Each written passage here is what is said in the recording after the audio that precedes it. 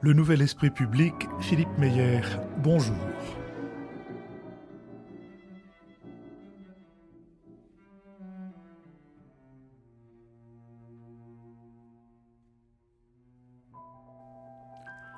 Bonjour, merci de nous avoir rejoints pour ce nouveau Nouvel Esprit Public, au cours duquel cette semaine il nous a paru bienvenu, quelle que soit l'agitation dans le pays, de nous poser cette question. Quelle première leçon stratégique la France peut-elle tirer de la guerre en Ukraine pour sa politique de défense ? Cette question, nous la poserons à Louis Gauthier, que je vous présenterai dans un instant. Nous sommes partenaires de l'hebdomadaire Le 1, qui a pour titre cette semaine « Climat, qui doit payer ?» et qui est ainsi chapeauté. Si le réchauffement de la planète s'impose par définition à tous ses habitants, il est loin de le faire de façon égale. Ce numéro se penche donc sur la difficile mise en place de la justice climatique dans les salles de marché, les tribunaux ou les conférences internationales. Nous mettrons en ligne mercredi la deuxième de nos conversations avec Philippe Martin, producteur et fondateur de la société de production cinématographique Les Films Péléas. Je raisonne, nous a-t-il dit la semaine dernière, comme si j'étais à la tête d'une maison d'édition, avec une politique d'auteur. Parmi les auteurs de sa maison de production, Alain Guiraudy, Nicole Garcia, Emmanuel Mouret, Mia Hansen-Love, Pierre Salvadori, Christophe Honoré. Le tournage d'un film pour un producteur, nous a dit Philippe Martin, n'est pas le moment le plus actif. C'est troublant de constater ça quand on débute. C'est comme si le bateau partait et qu'on restait à quai. Le travail du producteur est là où ça ne se voit pas sur le choix des sujets et dans la salle de montage. C'est de ce travail que nous parlons avec Philippe Martin. Notre prochain enregistrement public aura lieu le dimanche 2 avril à l'école alsacienne. On peut s'inscrire dès aujourd'hui. Et je signale aux auditeurs suisses ou frontaliers que nous serons de nouveau pour un enregistrement public de notre émission le vendredi 28 avril à 19h à la Fondation Jan Michalski à Montrichet. Vos contributions sont notre indépendance. Merci à celles et ceux qui l'ont compris et manifesté, et bienvenue à ceux et à celles qui vont les rejoindre. Mais venons-en à notre sujet et à notre invité. Comme je vous l'ai dit, nous recevons Louis Gauthier. Louis Gauthier, bonjour.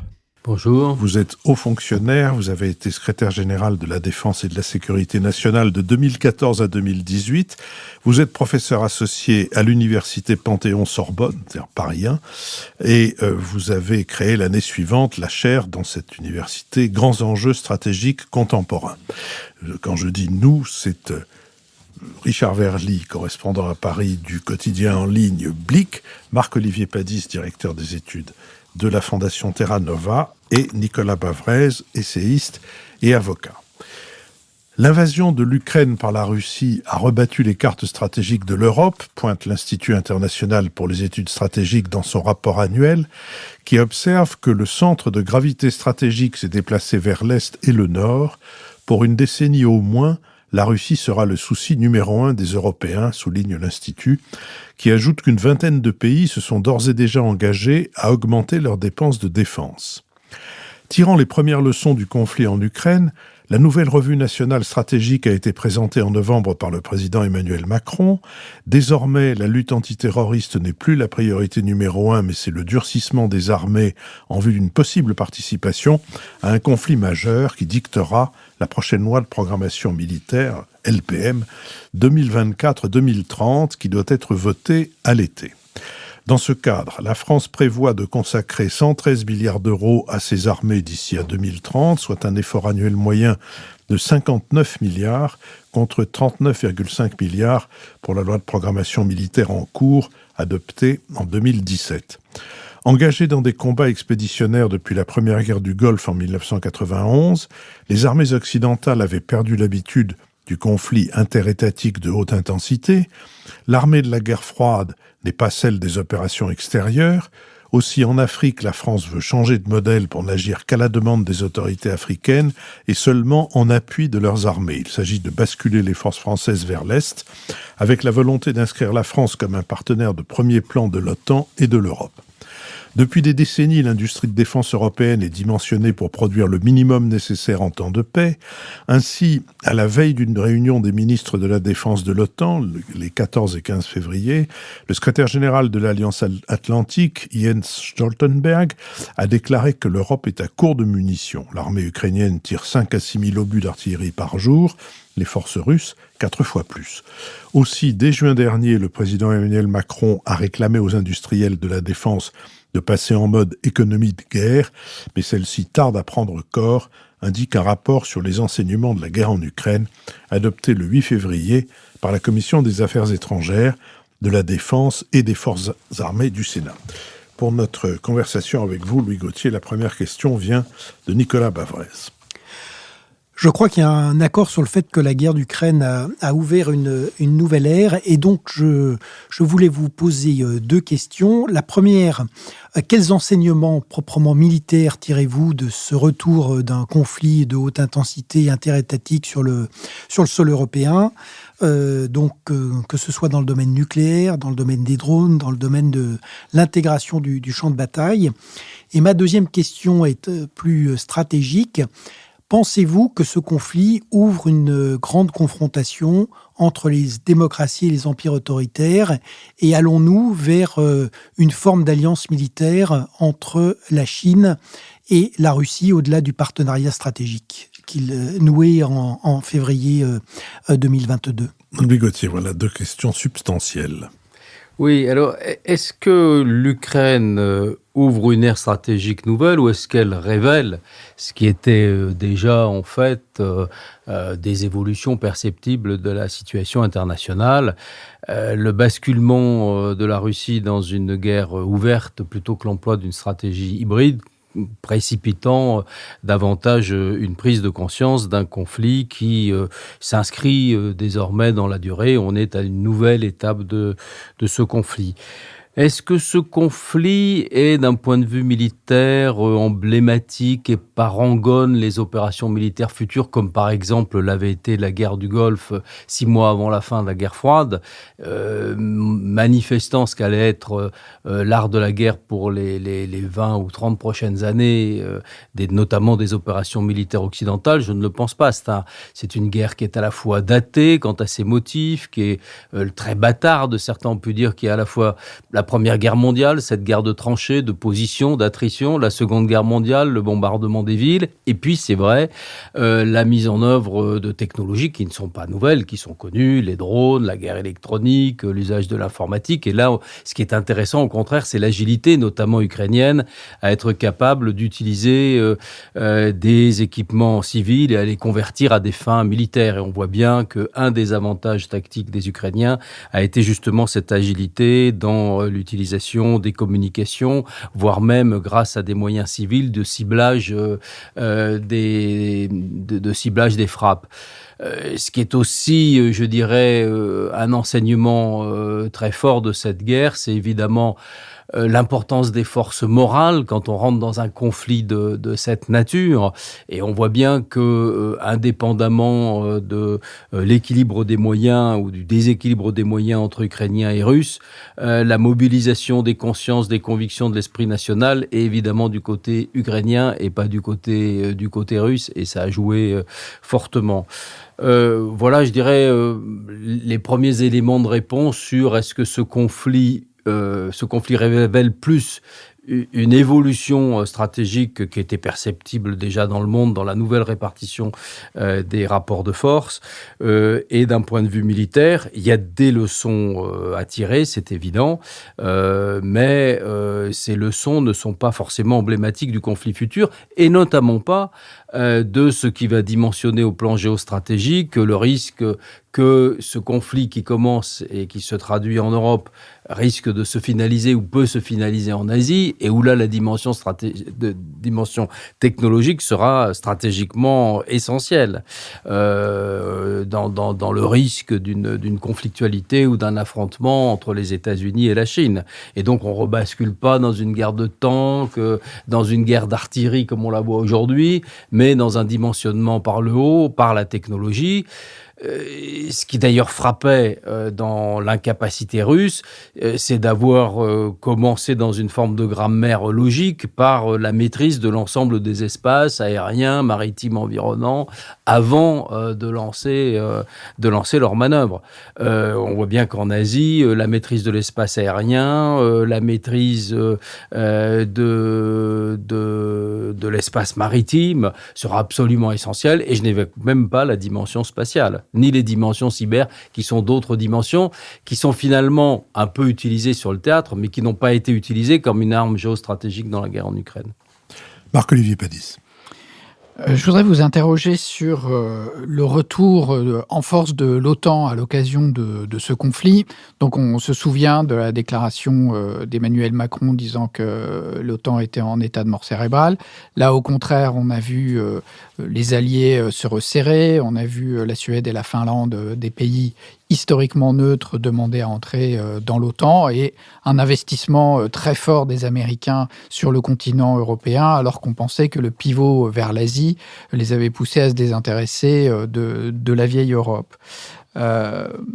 Comment analysez-vous ce retour de l'OTAN ? Qu'est-ce qu'on peut en attendre ? La France est dans une position singulière à cet égard parce que, disons, les Français ont parlé d'autonomie stratégique pour l'Europe depuis longtemps. Ils peuvent avoir le sentiment, les Français, que les événements leur donnent raison. Et pourtant, nos alliés européens sont assez méfiants vis-à-vis de la position française, parce que la plupart, et notamment les pays qui sont très exposés, la Pologne et les pays baltes, dont le rôle est croissant au sein de l'Union européenne, considèrent que c'est l'alliance avec les États-Unis qui doit primer avant tout. Et donc, ils sont guère séduits par une position française qui est perçue, déjà à Berlin, mais encore plus à l'Est, comme trop anti-américaine. Louis Gauthier. Oui, c'est un débat récurrent entre Européens, et il est clair que la guerre en Ukraine est venue renforcer l'OTAN, à la fois qui s'élargit, la Finlande, la Suède, qui se renforce en étant un élément de la concertation et donc de la cohésion des alliés dans la guerre en Ukraine, notamment pour appuyer par des livraisons d'armes les forces ukrainiennes. On peut, cela dit, avoir peut-être tirer des conclusions qui sont peut-être un peu plus nuancées, parce que à la fois l'OTAN se renforce comme alliance de sécurité collective, avec l'inconvénient de fixer une ligne de démarcation pour tous ceux qui n'en sont pas membres. Et donc, est-ce qu'on rêve, une fois cette guerre passée, une fois des évolutions obtenues pour la stabilité de l'Europe, d'avoir quand même un continent qui ne soit pas de nouveau divisé par un rideau de fer ? Le deuxième point, c'est que l'OTAN montre toute sa capacité comme alliance militaire de sécurité collective, mais elle est plus à défaut dès lors qu'elle doit agir comme acteur diplomatique. On la voit mal, par exemple, partie prenante, le moment venu. Aujourd'hui, c'est complètement impossible de parler de traité de paix et même de cessez-le-feu négocié. On la voit mal intervenir alors qu'elle était le casus belli, peut-être allégué du côté russe. De la même manière, l'OTAN, comme partie tiers dans des conflits d'interposition ou humanitaires, a généralement été récusée, que ce soit en Afrique, au Moyen-Orient, quand les hypothèses ont été évoquées. Depuis l'Afghanistan, je dirais, l'OTAN se repositionne fortement sur l'Europe et éventuellement dans quelque chose qui est encore problématique pour les Européens, comme une alliance dans la confrontation États-Unis-Chine, les États-Unis ayant soutenu les Européens dans la guerre en Ukraine et les Européens étant quelque part forcés ou entraînés à soutenir, quoi qu'il arrive, leur allié américain dans la confrontation avec la Chine. Donc vous voyez, c'est pas si clair le renforcement de l'OTAN. C'est dans ce moment-là un renforcement évident pour l'avenir. Imaginez des troubles en Méditerranée, qui intervient ? Il y a le risque du blocus du veto turc. C'est pas si évident que ça. Et du côté européen, vous avez raison, la guerre en Ukraine n'a pas produit le sursaut conduisant à des décisions d'autonomie stratégique, notamment sur le plan militaire. Là où l'autonomie stratégique s'est marquée, c'est plutôt sur le terrain de l'énergie, où là, effectivement, il y a quand même eu un effet de renforcement et de cohésion des Européens. il y a quand même une dimension militaire qui évolue, certes de manière moins évidente, mais la facilité de paix qui sert au financement et à la reconstitution des stocks. Oui, mais on est sur des sommes qui sont sans commune mesure avec, y compris le Fonds européen de défense qui avait été créé pour financer des investissements. Donc ça, c'est quand même un changement de nature. La dimension militaire qui était, je dirais, l'angle aveugle de la construction européenne, elle en est maintenant partie prenante et fortement. Deuxièmement, si on doit donner des garanties de sécurité à l'Ukraine dans le cadre d'un règlement pour l'avenir, est-ce qu'on pourra les donner dans l'OTAN ou est-ce qu'on les donnera dans l'Union européenne en faisant appel à la clause de défense mutuelle européenne? Vous voyez, je ne serais pas aussi tranché quant à la signification des évolutions qu'on constate. Richard Verly. Justement, vous parliez de défense européenne et vous disiez que la dimension militaire n'est plus l'angle aveugle de la construction européenne. Compte tenu des fonctions que vous avez occupées, regardons l'état, justement, de la défense européenne.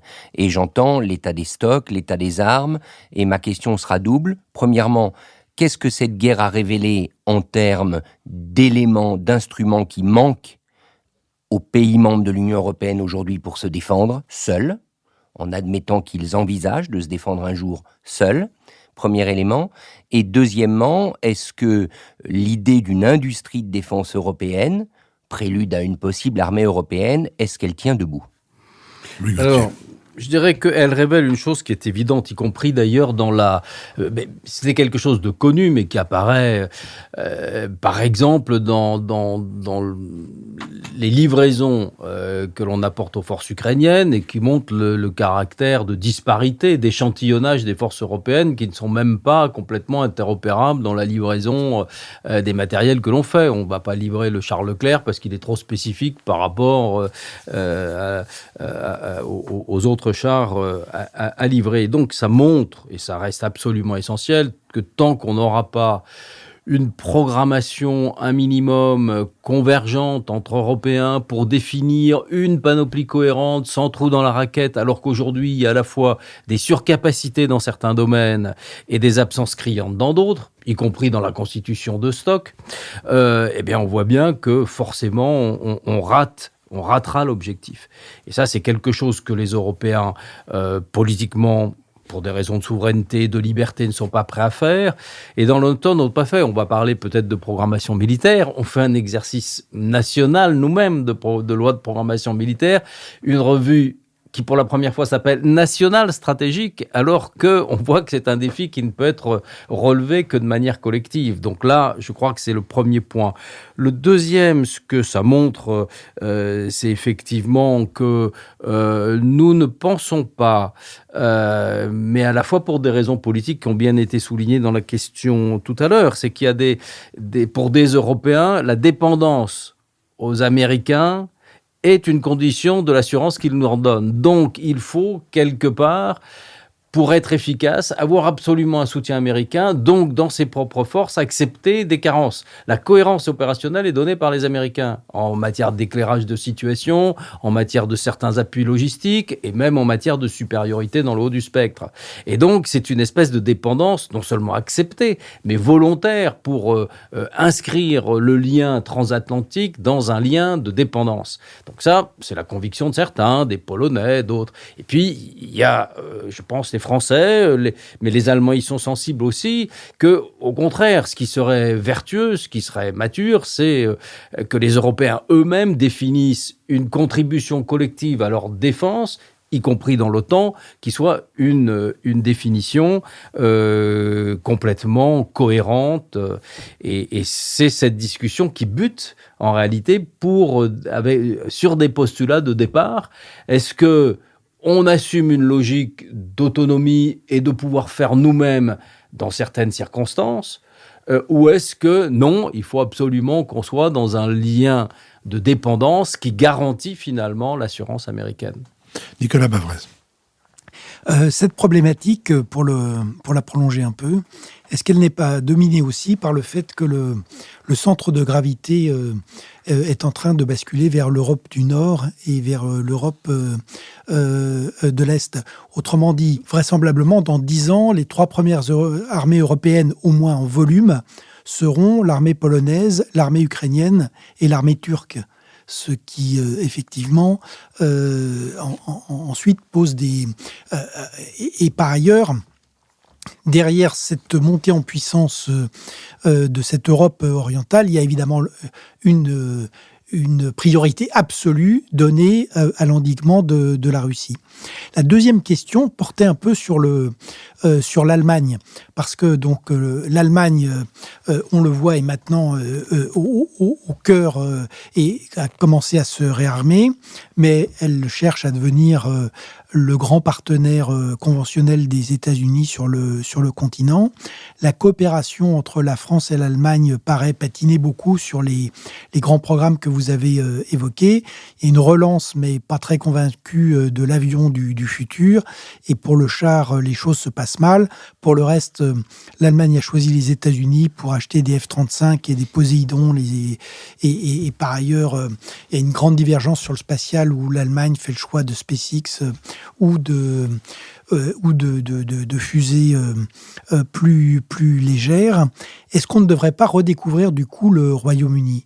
C'est vrai qu'il y a eu l'impact du Brexit, ensuite évidemment la brouille autour du traité AUKUS et l'affaire des sous-marins australiens, mais les intérêts de sécurité, le fait également d'avoir cette dimension nucléaire au cœur de la coopération, est-ce qu'on ne devrait pas donc, maintenant qu'apparemment les relations semblent se normaliser entre l'Union européenne et le Royaume-Uni après l'accord sur l'Irlande du Nord, est-ce qu'il ne faut pas qu'on réintègre le Royaume-Uni dans la coopération de défense en Europe? Le Gauthier.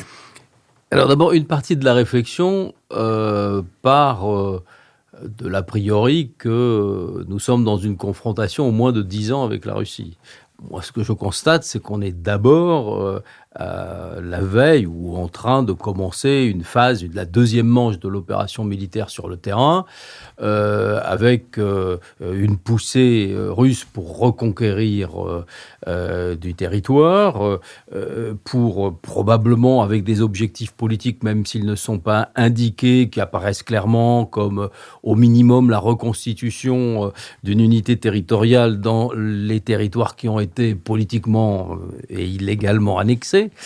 Et donc, il faut d'abord être vigilant, je dirais, plutôt que de surinterpréter, de surcharger les issues de ce conflit, d'abord de se préoccuper sur la victoire sur le terrain, quels sont les objectifs militaires atteignables et quelles seraient les issues politiquement significatives.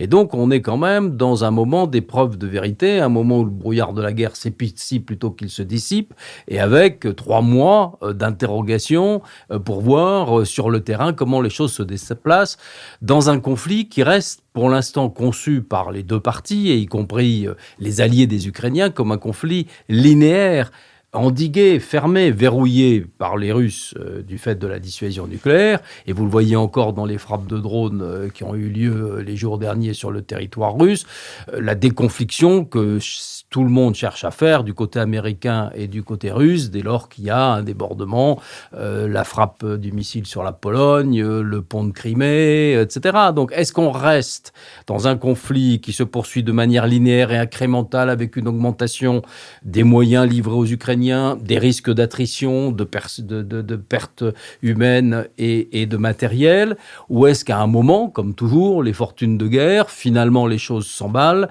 et pour X ou Y raison, on bascule dans un conflit de rupture. Donc, tout ce qui est fait aujourd'hui sur les perspectives à très long terme, je me dis, concentrons-nous d'abord sur les objectifs du court terme. Évidemment, dans une logique où on se retrouverait dans une position de guerre froide face à la Russie des Européens, le centre de gravité se déplace. Il se déplace. Est-ce que pour autant, chacun dans ce déplacement n'est pas amené à jouer, on le verra pour la France, une partition particulière ? Pour répondre à un point que je n'ai pas évoqué sur la base industrielle de défense, c'est vrai que ce déplacement a des conséquences, parce que la base industrielle de défense en Europe, à part la Suède, Elle est en Allemagne, elle est en France, elle est en Italie, elle est en Espagne, elle est un peu en Belgique. Elle ne se trouve pas, sauf sur des segments très particuliers, par exemple d'armement terrestre, ni en Pologne, ni en Hongrie, ni en Tchéquie, ni en Finlande. Et donc, effectivement, ces déplacements vont avoir un impact. Mais en même temps, on peut tout à fait penser que ces pays qui sont plutôt en arrière de la zone de confrontation doivent au contraire être vigilants à garantir l'autonomie d'approvisionnement militaire, de soutenir une base de défense, de base industrielle et de défense et technologique qui profite à tout le monde. Donc la question se pose évidemment du cœur de coopération entre les Allemands, parce que cette base de défense, elle est pour les programmes futurs très largement liée aux efforts financiers qui sont apportés aux nouveaux programmes et en particulier au SCAF, mais pas seulement. Et donc on voit mal comment on échapperait à toutes les questions que vous posez, de la coopération dans le domaine naval, le fait que les Anglais soient sortis de l'Union européenne les exclut pas de coopération industrielle et militaire possible. Richard Verlet. Oui, juste, je reviens à ma question et sans vouloir jouer au marchand d'armes potentiel ou à l'amateur de matériel militaire, quand même, regardons l'étagère. Qu'est-ce qui, aujourd'hui, selon vous, manque aux pays de l'Union européenne pour se défendre en termes d'équipement? Où l'Europe, où les pays européens ont-ils réussi et où ont-ils échoué et où est-ce que c'est vraiment préoccupant? Louis Gauthier. Les préoccupations, elles sont beaucoup dans les éléments de la cohérence opérationnelle, et en tout cas quand on passe en phase opérationnelle, c'est-à-dire l'éclairage des situations, les moyens de commander, les moyens de ravitailler. Mais vous voyez bien que les drones, les carences qu'on constatait pour faire des projections extérieures en matière de ravitaillement en vol ou en matière de surveillance aérienne d'une zone lointaine ne sont pas les questions que pose un conflit qui se trouve dans la continuité territoriale, y compris par rapport à des soutiens logistiques qui existent de la France, en passant par l'Allemagne, la Pologne, jusqu'au soutien apporté aux Ukrainiens. Donc ça change quand même aussi les choses. Je pense qu'il y a des réflexions à avoir sur la cohérence de nos panoplies, sur leur interopérabilité. On voit que si on prend les flottes, ce qu'on appelle les flottes en parc, pas forcément les flottes complètement opérationnelles. On est dans des surcapacités dans certains domaines. Et par ailleurs, il y a, que ce soit en matière de satellites, d'observation de la Terre, de moyens radars, de guerre électronique avec des déficiences, voilà, que ce soit en matière de drones, où on n'a pas de grand programme européen aujourd'hui valable et en situation opérationnelle, mais surtout, on fait des choix qui sont pas nécessairement coordonnés entre eux. Je pense par exemple à la marine, entre sa fonction de garde-côte, sa fonction de haute mer, sa fonction de projection. Chacun a fait la flotte qui lui correspond. Donc nous avons une flotte avec un porte-avions un peu isolé, une sous-marinade essentielle pour assurer la dissuasion. Au niveau des bâtiments de premier rang, peut-être des insuffisances. Et puis vous avez des pays qui n'ont que une flotte qui est essentiellement faite pour faire du garde-côte, de la surveillance périphérique. Donc c'est cette question qui est à mon avis la plus essentielle. Et elle ne peut passer que sur un minimum de programmation des moyens en commun. Marc-Olivier Padis. Oui, je voudrais centrer une question sur la dissuasion nucléaire, parce que c'est quand même une spécificité de la France. Alors donc, on a dit que ce conflit, guerre d'agression russe contre l'Ukraine, marquait le passage un peu de... on n'est plus dans une guerre hybride, on est vraiment dans une guerre interétatique de haute intensité. Et en principe, la dissuasion nucléaire devait rendre impossible ce type de conflit. C'est pour ça qu'on les avait mis de côté. Mais comme l'Ukraine était devenue un pays vulnérable en ayant renoncé aux armes nucléaires avec le mémorandum de Budapest de 1994, on voit qu'effectivement, un pays qui n'est pas nucléaire risque ce type d'invasion. D'un autre côté, on a vu Vladimir Poutine agitait la menace de l'utilisation de l'arme nucléaire pour inquiéter les opinions publiques occidentales et les faire fléchir. On a parlé à propos de cette guerre coloniale sous bouclier nucléaire. Donc on voit que le nucléaire joue quand même encore un rôle. Mais question pour la valeur de la dissuasion française. Parce que maintenant on dit il faut qu'on ait des chars. Mais donc ça veut dire une guerre territoriale, en principe, continentale. En principe, le territoire français, il est sanctuarisé par notre protection nucléaire et donc on n'aurait pas besoin d'imaginer d'avoir des matériels de type infanterie pour ce type d'action. Donc, où est-ce qu'on en est ? Emmanuel Macron a mis au point un peu la doctrine nucléaire française qui, si j'ai bien compris, reste un peu dans le flou en disant on protège nos intérêts vitaux.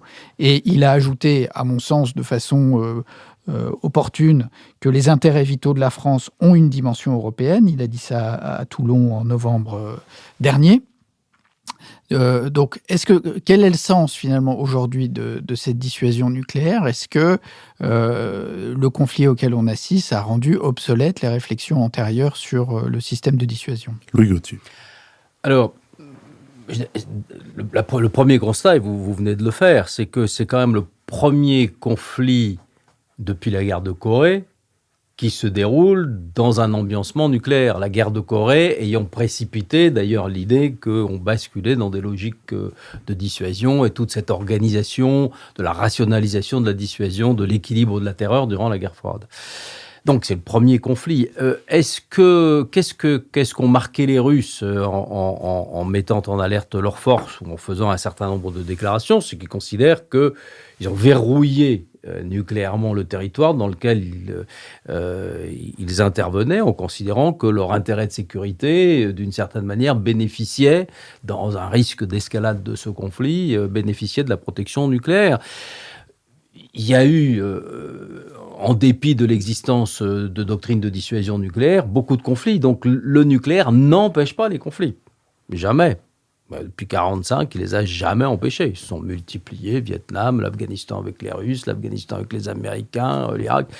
En revanche, ils les ont verrouillés. Ils ont bloqué l'escalade du conflit conventionnel. C'est pour ça que je me dis, est-ce qu'on est dans une linéarité ou est-ce qu'on peut... voilà. Et là, Poutine gesticule, a fait des gesticulations à la fois pour impressionner, pour marquer sa volonté, et puis aussi pour bien faire percevoir que si ses forces ne faisaient pas la preuve de la plus grande modernité dans l'arsenal qu'il a déployé, il en avait en revanche sous la patte et avec des missiles extrêmement technologiquement performants dans le domaine du nucléaire, certains étant d'ailleurs mixtes, conventionnels ou nucléaires. Donc il a voulu souligner que ce déficit, cet anachronisme en particulier de ses forces conventionnelles, pouvait être surcompensé par la modernisation de son arsenal nucléaire et faire prendre conscience des risques induits pour cela. Deuxième effet, je dirais, il est plus global sur les Européens. On est rentré dans ce que j'appelle le troisième âge nucléaire. Il y a eu l'équilibre de la terreur, il y a eu une période plutôt de décélération nucléaire, de limitation des arsenaux, nombreux traités de désarmement, etc., post-guerre froide. Et puis là, on rentre dans un monde... Troisième âge, caractérisé par le caractère polynucléaire de ce monde. C'était déjà le cas à partir de 1998, mais on voit bien par exemple que dans les rapprochements Iran-Russie, la Russie allège la pression qu'elle faisait sur l'Iran pour ne pas devenir une puissance nucléaire dans le cadre du JCPOA.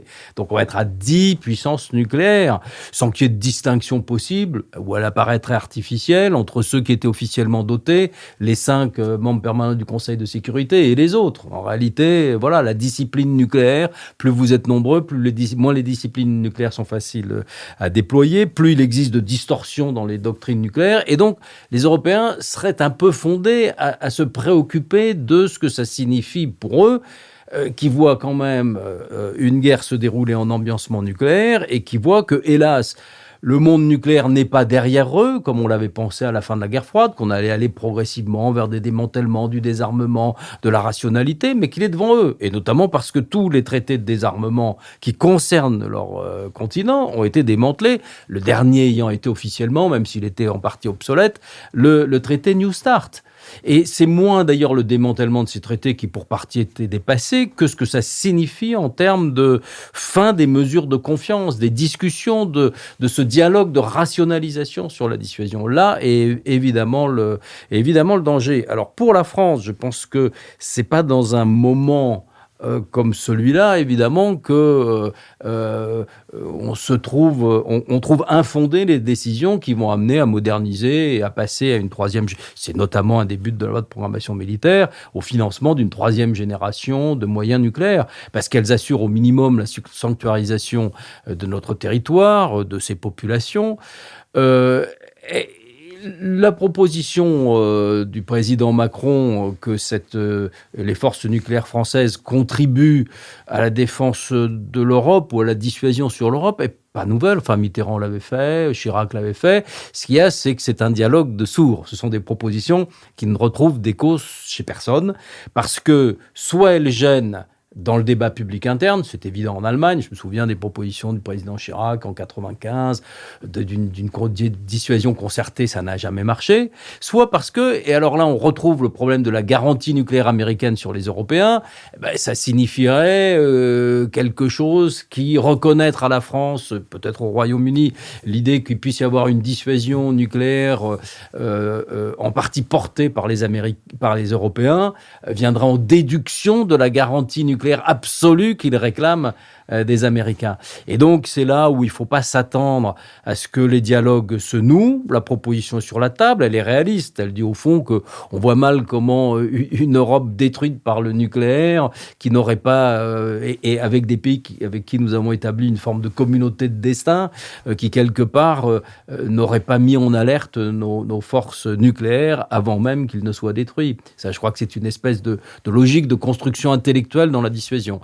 Difficulté, en revanche, d'en discuter, et surtout sur la place publique, où voilà, si des discussions peuvent avoir lieu, elles ont lieu avec notre partenaire britannique, forcément dans un cadre confiné, parce qu'on est entre deux puissances nucléaires, et vis-à-vis des autres pays qui ne sont pas des puissances nucléaires, c'est des mesures de discussion diplomatique, de confiance, de réassurance, de réflexion sur la dissuasion nucléaire portée par l'OTAN. Voilà, je pense que c'est plus comme ça qu'il faut l'envisager. Nicolas Bavrez.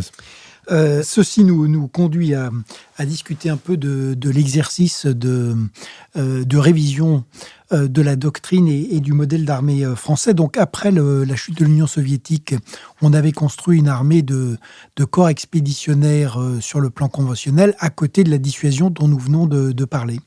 Et c'est vrai que cette armée, elle n'est pas faite pour la haute intensité telle qu'on la voit fonctionner en Ukraine. Je voulais donc commencer par deux questions un peu sur la méthode qui a été employée. Quand on voit cette revue nationale stratégique, elle est quand même très, très décevante, avec des grands principes un peu creux. La mise en lumière d'une fonction d'influence qui reste un peu floue et dont on a l'impression qu'elle est un peu un dérivatif pour masquer en fait le manque de moyens de puissance. Donc, est-ce qu'il n'aurait pas fallu cette fois-ci faire un livre blanc et prendre le temps de réfléchir vraiment à ce changement plutôt que cet exercice qui est un exercice complètement fermé et interne à l'administration? La deuxième question, c'est une question de fond.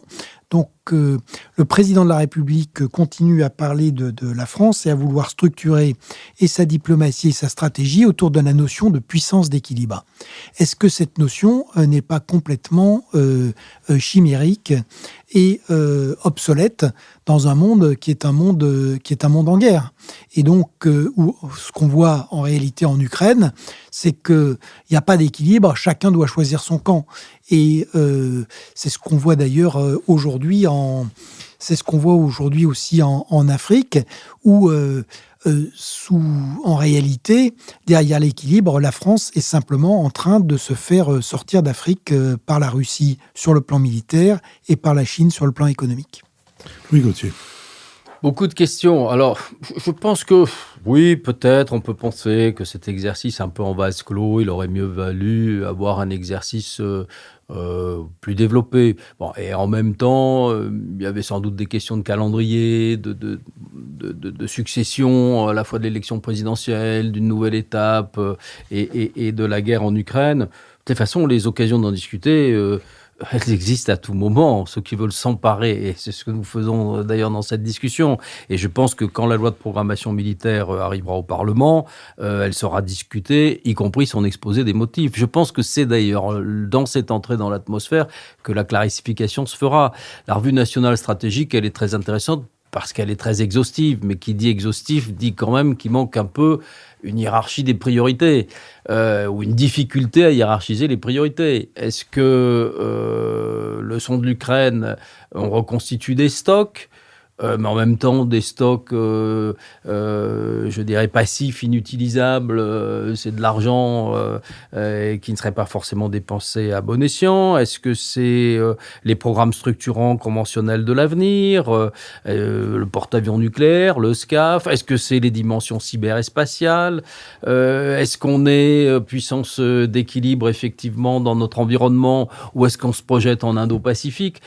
On voit bien que la rationalité des chiffres produira la réalité des priorités et des options finalement assumées par la France, avec le fait qu'on est dans ces priorités militaires très largement conditionnées par des choix rigides du passé. On sait qu'un programme d'armement s'étale ou se conduit sur des décennies.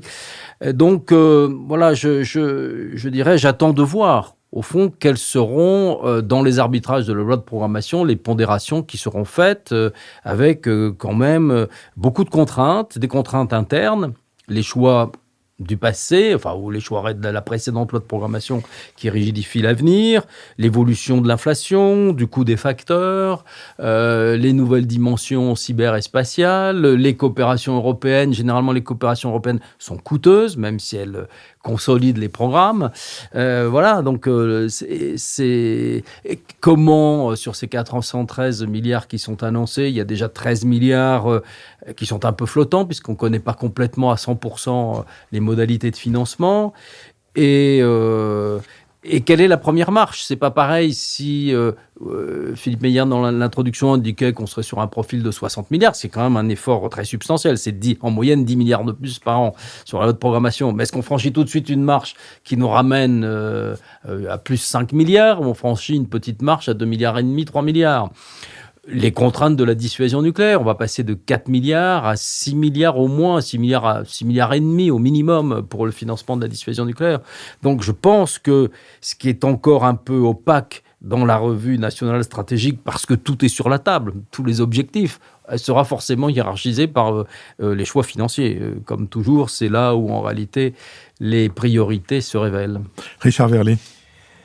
Une question de ressources humaines et de politique. On se souvient tous quasiment de la première décision très forte d'Emmanuel Macron président, c'était donc d'accepter la démission du commandant en chef, du chef d'état-major de l'époque, le général de Villiers, qui avait exprimé, ce faisant, son désaccord sur, d'après lui, le manque de moyens concédés à l'armée. Si vous regardez maintenant les 6 années écoulées, 6 années de présidence Macron, et que vous les jugez à l'aune d'autres présidents que vous avez connus et côtoyés, quel bilan feriez-vous des relations entre ce président et les armées françaises? Louis Gauthier. Je dirais d'abord que il n'y a pas de relation de cause à effet, mais que quand même, dans la séquence des lois de programmation militaire, la dernière loi de programmation, celle qui arrive en fin d'exécution, a été tenue, a été suivie des faits. Des budgets ont correspondu à peu près aux annuités de la programmation. Donc là, le chef de l'État, je dirais, a été vigilant au fait, puisque le désaccord, s'il pouvait porter sur l'allocation de ressources fournies aux armées, le motif en tout cas de la possible querelle s'est trouvé vidé par les engagements qu'il a pris et qu'il a réalisés. Après, la relation entre le politique et le militaire, vous savez, a beaucoup évolué dans les 20 dernières années, notamment dans la période post-guerre froide. dans un rapport, je dirais, presque inusuel dans le monde, peut-être aux États-Unis, en Angleterre, parce que les sociologies entre la haute fonction publique et la hiérarchie militaire est un peu voisine. Mais en France, vous vous souvenez, la tradition de la Grande Muette, la tradition de la primauté du politique, etc., avait créé quand même une forme de distance. Moi, j'ai connu des conseils de défense qui étaient des conseils, ce qu'ils étaient au départ, des conseils restreints de ministres, c'est-à-dire pratiquement sans militaires autour de la table. Les choix étaient des choix politiques. Puis j'ai vu évoluer cette structure. À partir des guerres des Balkans, le chef d'état-major était invité, comme le chef d'état-major particulier du président de la République, qu'il avait d'abord été à cause du Golfe et de la démission de Chevènement. Et puis ces conseils de défense sont devenus plus formalisés après 2008 et les décisions prises par le président Sarkozy en 2009, puis leur réunion de plus en plus régulière, et aujourd'hui la réunion régulière. Donc les contacts, je donne l'exemple des conseils de défense, mais on pourrait donner de multiples autres exemples. La participation des militaires à l'OTAN, la participation des militaires à l'Union européenne, la participation des militaires dans les opérations de l'ONU, ont beaucoup modifié la relation entre le politique et le militaire, dans un sens à la fois d'une normalisation et d'une banalisation. Le consensus politique a aussi beaucoup joué. Il y a eu une querelle militaire comme il y a eu une querelle scolaire pendant la Troisième et la Quatrième République. S'il y a une chose que Charles de Gaulle a soldée dans ce pays, c'est cette querelle militaire, et le passage en 80 de la droite à la gauche, l'alternance, a d'une certaine manière aussi pacifié politiquement les choses. Donc voilà, il peut y avoir des désaccords. La démission de Villiers, il y a eu d'autres fois, moi j'en ai connu, de chefs d'état-major qui mettaient leur képi sur la table, ou un haut officier général ayant des responsabilités qui décidait de démissionner. Mais ça ne change pas. Ce qui est le plus essentiel, c'est cette normalisation du rapport, et même cette intimité des rapports qui fait qu'à travers les cabinets militaires, à travers ces contacts très réguliers, il y a une co-construction des réformes, une co-construction de la programmation entre les responsables civils et les responsables militaires, qui restent à leur place d'experts. Ça ne change rien à la manière dont la Ve République décrit le rapport entre le politique et le militaire. C'est bien le politique qui a la primauté, c'est bien le président de la République qui a la prééminence, et c'est bien le gouvernement qui, y compris vis-à-vis du Parlement, a d'une certaine manière, là aussi, un rôle premier.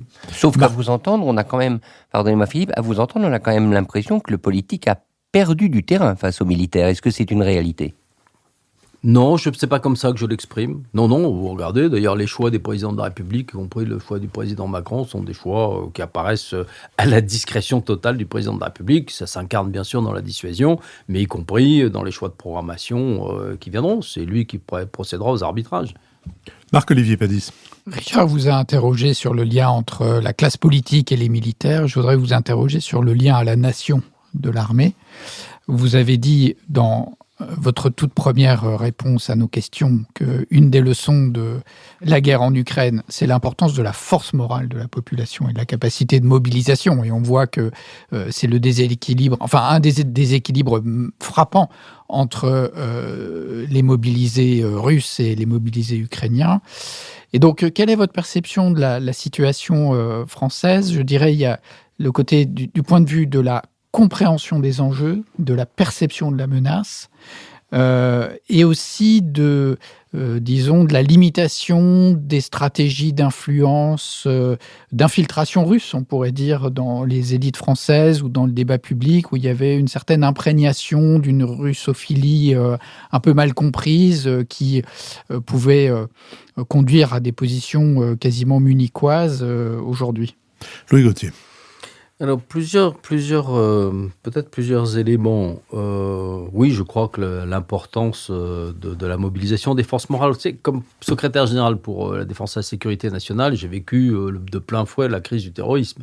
Et la crise du terrorisme a quand même fait apparaître des effets de cohésion absolus dans la société française et de prise de conscience.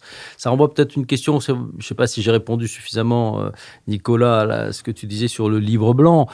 C'est vrai qu'à un moment, s'il n'y a pas de débat public politique sur ces questions qui sont quand même essentielles, existentielles. Si la classe politique s'en empare pas, je vois pas beaucoup les partis politiques se préoccuper de ces questions. Si les citoyens ne sont pas davantage informés, s'il n'y a pas ce débat public, évidemment, on peut avoir du mal par la suite à faire prendre conscience des menaces, des risques, de la nécessité de nos sociétés de développer des anticorps par rapport à des menaces, des virus qui peuvent affecter notre démocratie. Vous avez parlé des intimidations, des infiltrations, des ingérences russes. On les a connues avant sur les campagnes politiques. Donc je pense que c'est tout à fait essentiel. Alors, je crois qu'il y a une volonté des armées de développer les réserves, et ça, je crois que c'est absolument essentiel, de revoir aussi, dans certaines mesures, les rapports avec l'industrie. Dans l'affaire en Ukraine, je vois une très forte mobilisation, par exemple, des industriels pour fournir de l'accompagnement aux armements qui sont livrés, parce qu'il faut former des gens, etc. Là, il y a peut-être des réflexions à avoir. On n'a pas changé la vieille loi sur l'organisation de la nation en temps de guerre. C'est plus la même chose aujourd'hui. Mais comment, d'une certaine manière, on peut faire participer directement les civils, les citoyens, en cas de situation de très forte menace, à la défense, à la sécurité de leur pays. Je reprends l'exemple du terrorisme. Je disais en permanence, le premier acteur de la sécurité face au terrorisme, c'est le citoyen, celui qui fait attention, celui qui est... Voilà. Je pense que ça, c'est absolument essentiel. Donc, qu'il s'agisse des réserves, qu'il s'agisse des rapports de certaines professions qui peuvent être dans l'urgence absolument, qui doivent être plus facilement mobilisables et conscientes du problème. Ensuite, il y a la question du service national universel. Je ne sais pas comment il prospérera, mais je pense que on règle... Enfin, si c'est l'éducation nationale qui doit en être chargée, voilà, elle doit en être chargée. Alors, dans certains pays, je vois par exemple au Canada, des stages d'intérêt général sont quasiment prévus à tous les... On a bien des stages de seconde où les gamins sont en difficulté pour trouver un stage, accrocher un stage en troisième, en deuxième, oui, en second, oui, pour trouver dans une boulangerie, s'ils sont plus chanceux dans une entreprise, parce qu'etc. On pourrait tout à fait les orienter vers des actions d'intérêt général. Le SNU, je ne sais pas, on est aujourd'hui au milieu du gué, je vois les réactions que cette proposition suscite, mais le SNU, de toutes les façons, et cherche à créer des éléments plus de cohésion, d'intégration, d'intérêt général, de sens civique, qu'une réponse proprement militaire. C'est pas un service militaire. Nicolas Bavrez. Le projet de loi de programmation militaire pour 2024-2030 prévoit donc d'investir 413 milliards d'euros. Ça peut paraître une somme considérable, mais quand on regarde un peu les ambitions, c'est-à-dire qui vont de l'espace jusqu'au fond sous-marin, de l'Afrique à l'Indo-Pacifique en passant par l'Europe, c'est vrai qu'il y a deux choses qui apparaissent. Premièrement, on a l'impression que finalement, on ne traite pas le cœur du problème, qui est l'insuffisance de masse, de volume des armées françaises, les problèmes de drones, de défense antiaérienne et de manque de capacité aérienne. Et la deuxième chose, c'est qu'on parle d'économie de guerre. Le président de la République l'a rappelé. Mais est-ce que, en réalité, en misant sur une baisse des prix de la part des industriels, mais est-ce que le premier problème, c'est pas effectivement l'absence de commande? Quand on prend le fameux canon César, avant ce qui s'est passé en Ukraine, la dernière commande de la République française, c'était 2011. Et cet industriel, en fait, ne fonctionnait que grâce à l'exportation, mais avec, du coup, des capacités très réduites. Donc, ma question, c'est finalement... Est-ce que la France ne continue-t-elle pas à tenir un discours de la puissance sans les moyens de la puissance? Est-ce qu'on a les moyens de réarmer dans un pays qui a maintenant une dette publique de 3 000 milliards d'euros et qui est censé réinvestir dans sa défense, mais aussi dans la santé, dans l'éducation, dans la réindustrialisation, dans le changement climatique, dans la police, dans la justice? Louis Gauthier. Oui, la politique, c'est des choix. Donc 413 milliards d'euros, c'est une somme très conséquente, je le disais, pratiquement en moyenne plus de 10 milliards d'euros par an. Mais si je reprends le modèle 2018, son aboutissement naturel, c'était, si on le laissait sans changement, c'était une enveloppe de 380 milliards. Si vous rajoutez l'inflation, etc., on voit bien les éléments de contrainte. Donc, les questions, la première question, c'est est-ce qu'on s'évertue à avoir un modèle général et complet, au risque d'avoir des capacités sur l'ensemble du spectre, mais parfois des capacités un peu réduites ou un peu échantillonnées. Est-ce que la guerre d'Ukraine et les conflits de haute intensité signalent les conflits que nous devons devoir affronter en oubliant ce qu'on a fait depuis 20 ans, c'est-à-dire les conflits en opération extérieure, comme si ça n'existait pas. Donc tout ça, évidemment, ce sont des choix et ce n'est pas tout à fait le même modèle d'armée. Il y a besoin d'un modèle d'armée qui soit cherche une spécialité, soit s'appuie sur des spécificités françaises, la singularité de la dissuasion, par exemple, et on l'assume complètement. Et en tout cas, qui établit de la cohérence pour ses missions et dans ce qu'on appelait avant les contrats opérationnels des armées. C'est ça le plus important.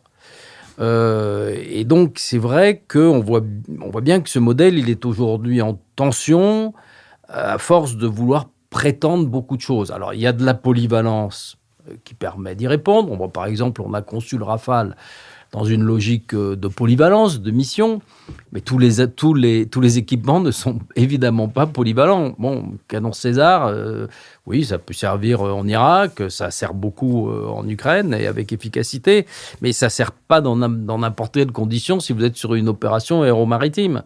Donc le problème est celui, aujourd'hui, je pense, des choix. Il y a une enveloppe qui est conséquente, mais elle n'aura d'efficacité que si des choix forts sont assumés. Est-ce qu'on privilégie, par exemple, la logique du drone, en considérant que l'avenir a 30 ans, parce qu'on prend des choix qui vont avoir des impacts dans 30 ans, c'est quand même de séparer l'homme de la machine, de désincarcérer l'homme de la machine.